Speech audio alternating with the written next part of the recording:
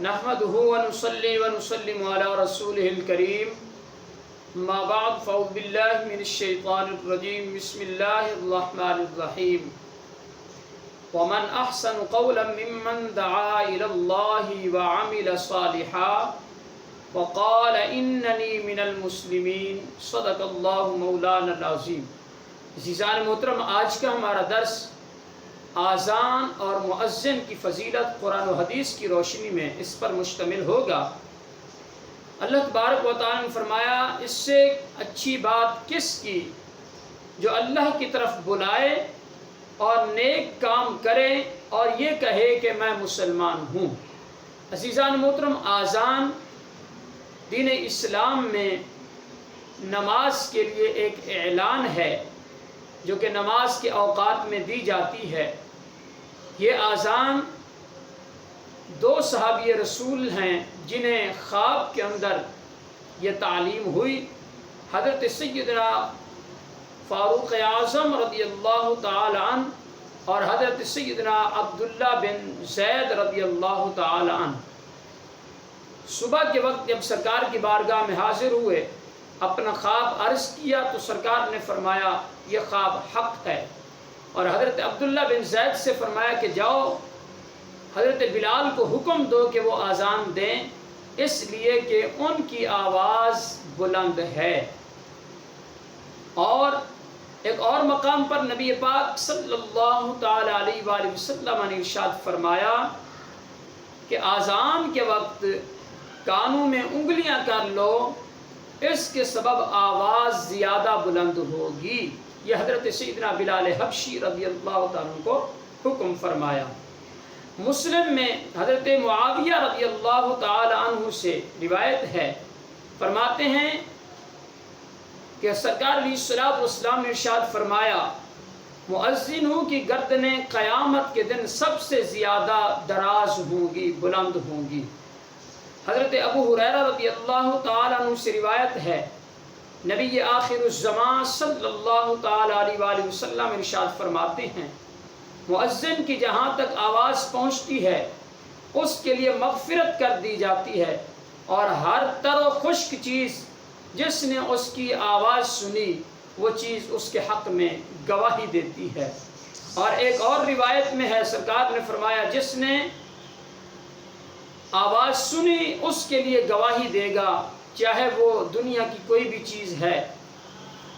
یہاں تک کہ ہر پتھر ہر ڈیلا بھی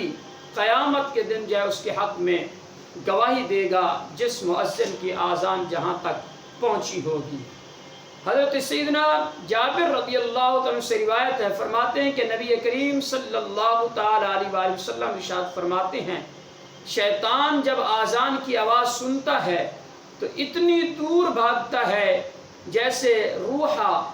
فرمایا کہ روحہ مدینے سے 36 میل کے فاصلے پر ہے۔ طبرانی نے ابن عمر رضی اللہ تعالیٰ سے روایت لائی، فرماتے ہیں کہ نبی پاک صلی اللہ تعالی وسلم نے ارشاد فرمایا، آذان دینے والا کہ طالب ثواب ہے، شہید کی مثل ہے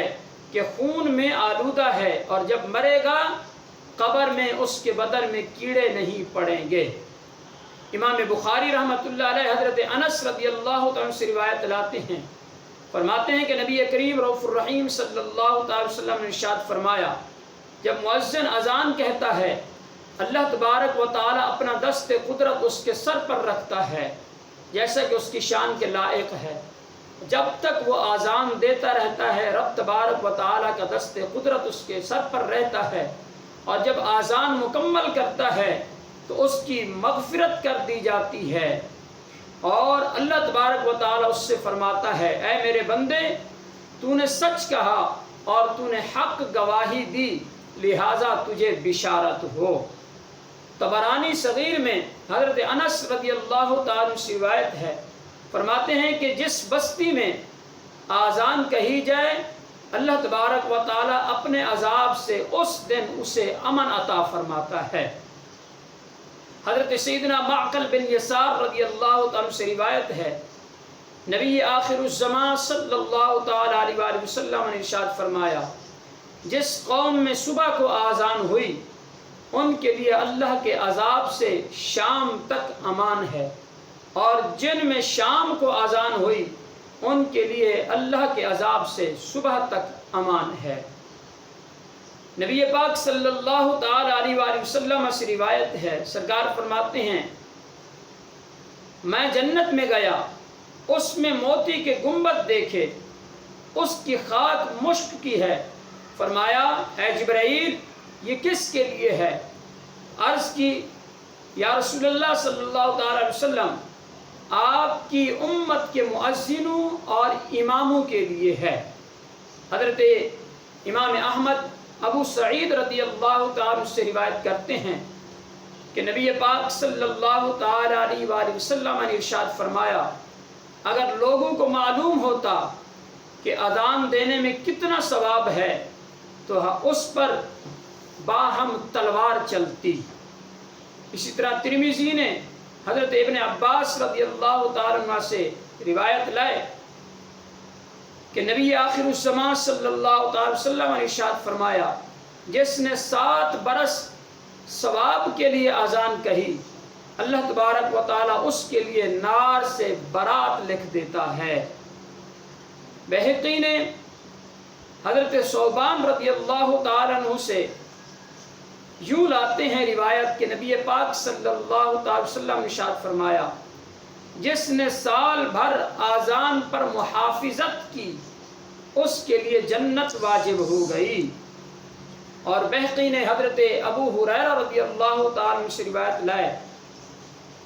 کہ اللہ کے پیارے حبیب علیہ الصلوۃ والسلام نے ارشاد فرمایا جس نے 5 نمازوں کی اذان ایمان کی بنا پر ثواب کے لیے کہی اس کے جو گناہ پہلے ہوئے ہیں معاف ہو جائیں گے،